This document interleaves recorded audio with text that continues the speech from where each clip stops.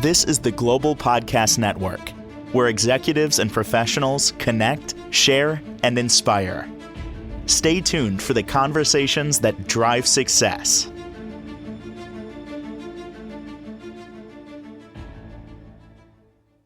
And welcome back, everybody. We are going to help you out today, especially if you're a parent and you're considering maybe sending your child or children to a private school. So we're talking middle school, high school. Where do you begin with that? To do the research, to ask the right questions. Let's say you're going to get a tour, how to maximize that. It's very overwhelming. There's a lot going on, a lot of moving parts, right down to the location of the school. We're going to talk with somebody that specializes in this, personalizes family guidance to get them on track to walk this journey with them. Erin Gevertz is back with us. How are you doing today? Hey, Steve. I'm doing great. Thanks. Glad to be back. The research. I'm thinking about this. If I were to jump into this right now, and I have children who are still in high school, if I wanted to change it up, I don't even know where I would begin. Where do we start with that? Absolutely. Yeah. So I think one of the first things to think about is different school types, right? So in many cities, there's different kinds of schools out there. So familiarizing yourself with those, and the general overview is there's public schools, and all of the schools need to meet the state standards in order to exist. But they do it in different ways. So public schools, and then there are often charter schools, or in some places a magnet school. So that might be a lottery to get in, or perhaps a test. And those are also free. Public schools are free too. And then there are parochial schools. So those are associated with the archdiocese. They receive some funding from them, and they are fee-based. And they have a religious affiliation. And then you also have independent schools, of which there are day schools where your kiddo goes during the day and comes home, or boarding schools where your kid will go and live there, until they come home for breaks or weekends or whatnot. So knowing that there's different kinds of schools out there, and starting to think about what might be interesting for your family to explore, I think is the one first place to start. And then when you're getting into the research, I use different categories. So general, right? So how big are the class sizes? Hmm. What kind of school is it? Is it co-ed? Where is it? How will my kiddo get there? And the diversity of the school are you're thinking about racial and ethnic diversity, religious, socioeconomic, etc. Yeah, so that's, I think, the first place to start.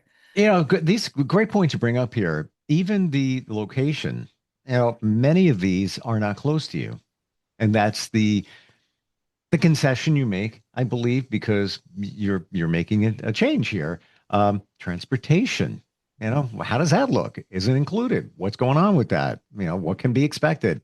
How long Right. is that drive, that commute? Yep. There's a lot. Do you think it starts with first identifying your goals and then finding the school that might be the best fit? Yeah, I think it's important to come into this process with an open mind, because oftentimes folks have heard things about schools, or you Mm, hear it through the grapevine, or you read something online. And the truth is, what might not have been great for someone else's kiddo for whatever reason might be a good place for your child.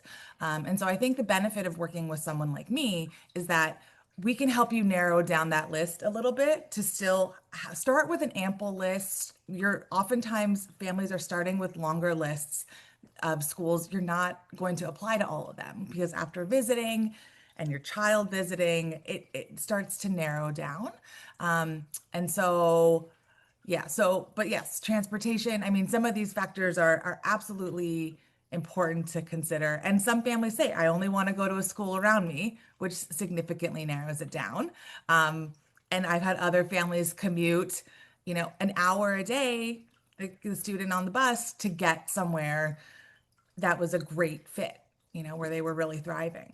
yeah, there's a lot of give and take there because I know some families where their children do drive, on a bus, quite a distance. Yeah. And I don't know if that would, I would be, I don't know if that would fit me and my thinking, but I don't judge anybody. That might Yeah. be the perfect school.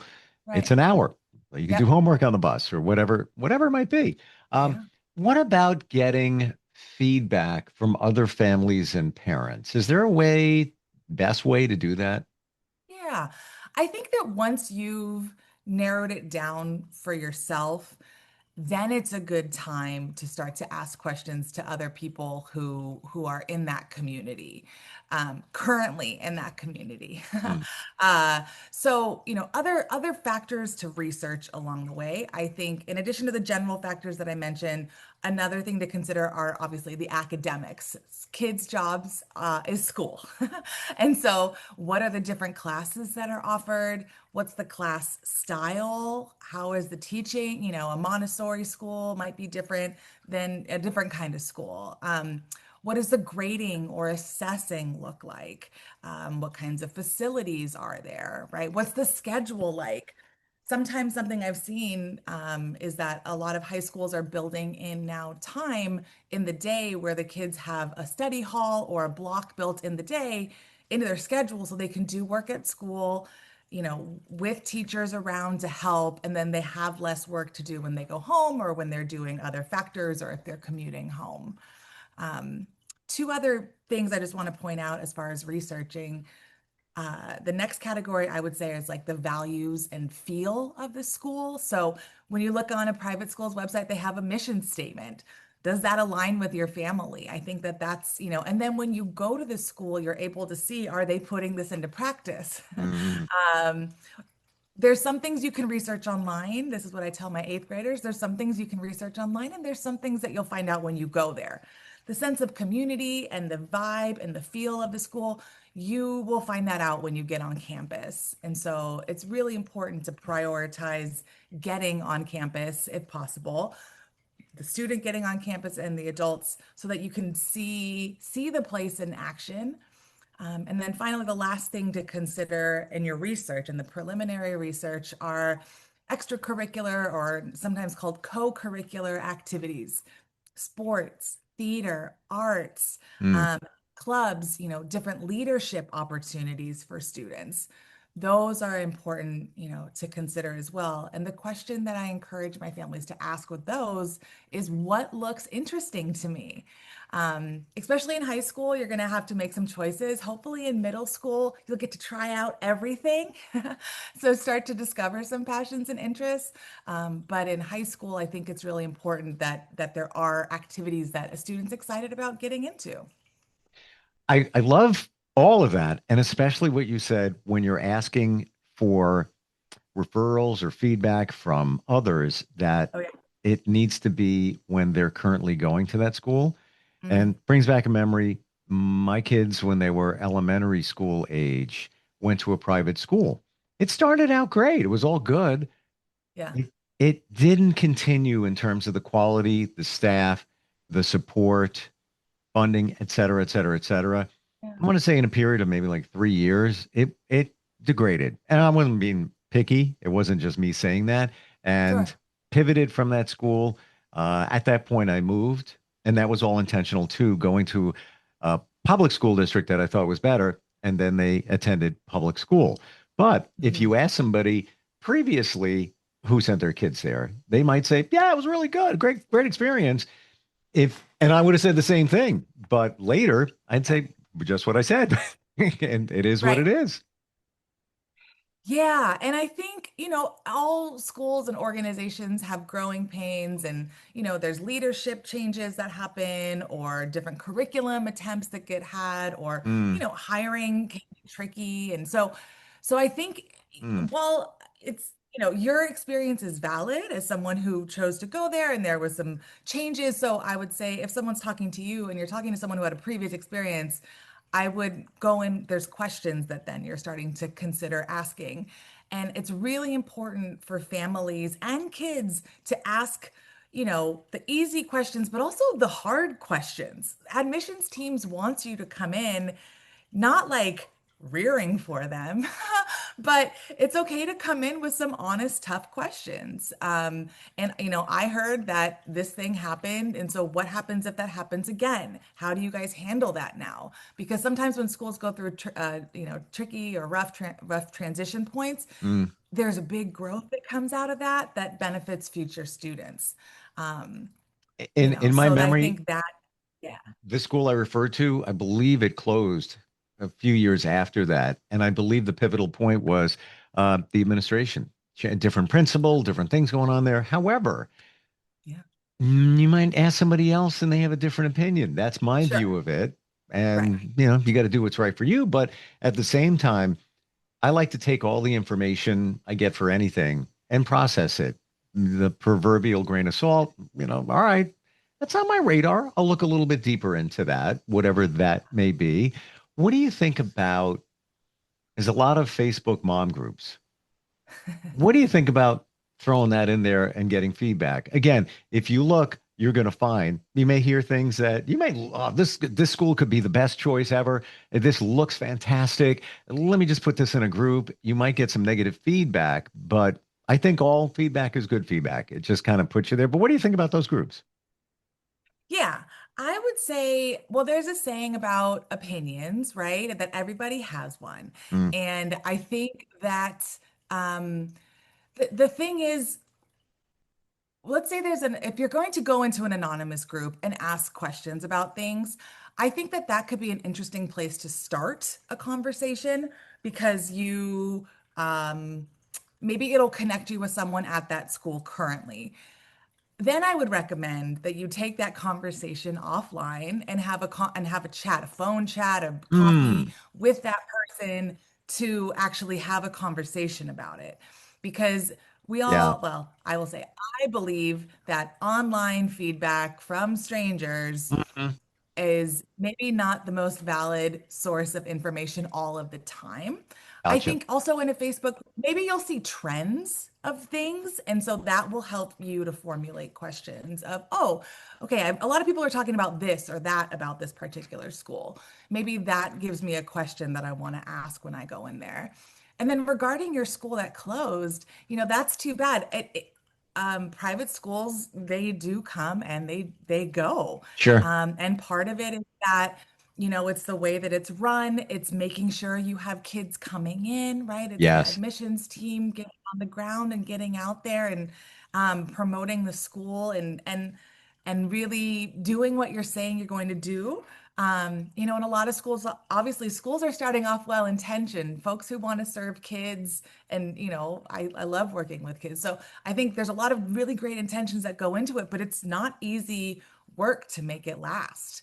Yeah. And so I think those are also great questions to consider, especially for a newer school. Talk about the funding of the school. Where is it coming from? And like looking at, do you have strategic plans for the next 3 to 5 years? Like those are, I think, as a consumer, like we were talking about last time, as a consumer of this product, you want to know that hopefully your school's going to last. Yeah, Yeah. a great point about taking it offline. If you connect with somebody in a Facebook group, Yeah. because you don't know the situation. They may just No. publicly put, nah, school's not good. We tried it, not good. But then you take it offline, you might find out that their child got suspended because of an incident, and the parents don't agree with that. And now they're jaded and they pulled their Sure. kid out and everything. You're not going to know that unless you go a little bit deeper. No. And it's like Yelp reviews, right? Like we've all been to restaurants that have a not so great Yelp review or maybe, and but then you love it. At least Right. I have, so it's kind of like, Yeah. oh, maybe they got a new chef or maybe so I think those Facebook groups could be an interesting place to start, but the most important thing that you can do is go collect your own information, right? You, the parent, know your child really well. And you then can take your knowledge of your child and conversations that you're having with them and conversations that you're having with current teachers about how they're learning and what their interests are and passions and et cetera, and take that and then go into these potential prospective new schools and start to think about if those might be a great place for you. Yeah, Yeah. you mentioned Montessori school. I hear that name. I don't even know what that is. What is it? That is a great question. It's oftentimes elementary schools, and I'm sure there's some K through 8 Montessori, so I'm sorry if I'm misnaming this. But what I understand about it, I don't have a ton of experience with it either, quite frankly, but I believe that it's a lot of play-based and like with thinking about the research of kids, like how do kids develop neurologically? So Yeah, there's like some play-based and it's like developmentally letting the kid get to things when they get to it. I could gotcha. be wrong. Yeah, Yeah, yeah. I guess it's the curriculum. It maybe the approach. Yes, kind of a style of teaching. Right. Yes. Hmm. Yeah. How often do you get involved with the student? Obviously, it starts with the parent, and you start Yeah. talking there. They give you their wants and needs, and um, yeah, provide that information. How often do you get involved with the kid? Oh, a lot. That's why I'm in this business. Y'all, your parents are great, right? Parents are important factors in this thing, but for me, it's about really helping to find a place where a student will thrive. And I believe kids take as they get older, if you're looking at kindergarten, the student's not too involved. And the parents are mostly making the decisions. I think in middle school, it's a little bit more, generally speaking. Students have a little more say, they know themselves a little more, but they're still 9 and 10 and developmentally they only know so much. As a kid is getting into 8th grade, they know themselves more. They have, with some of the research and with some of the visits, they're able to critically think about what might be a good place for them. So it's really a partnership. I view that as more of a partnership with the parent. And then obviously college is last, and I don't do college, but the kid has a lot more say in that, assuming finances go in the right direction.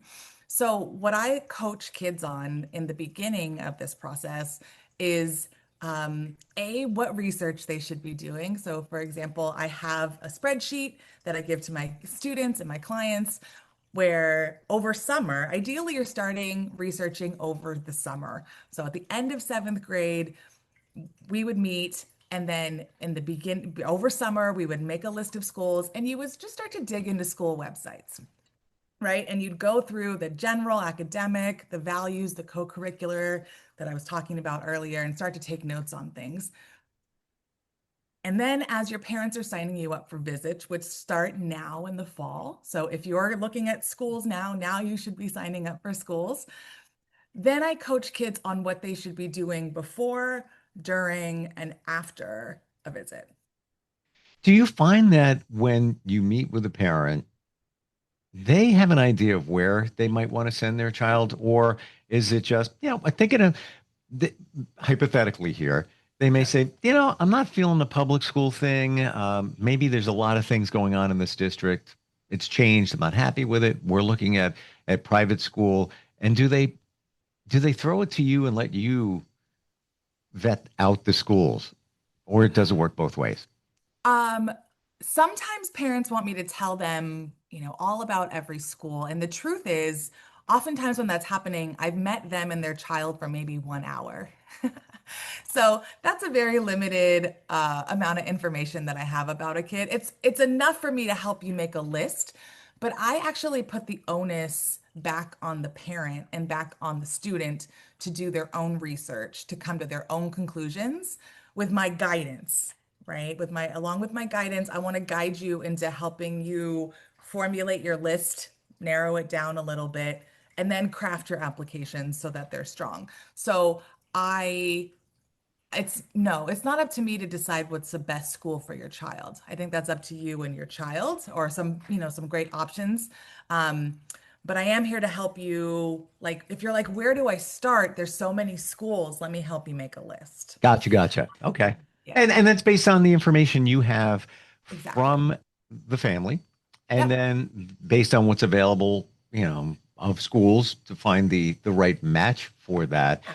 Yeah. How critical is the application process? And everything's different, but every school is different, but by and large. Like, is that a major point here? You really got to have the right application, the right language on it, the right details. Is that key here? Yeah, I mean, I think the application process is absolutely very important. And, the first step is making sure that it's complete and turned in on time and that all of your questions are answered. I know it sounds very basic to say that, but, sometimes people will skip over an answer if they don't. What are your child's areas of growth? Well, everyone has areas of growth, so you need to honestly reflect on your kiddo and be able to talk about that. Hmm. But yeah, no, the application process is really important.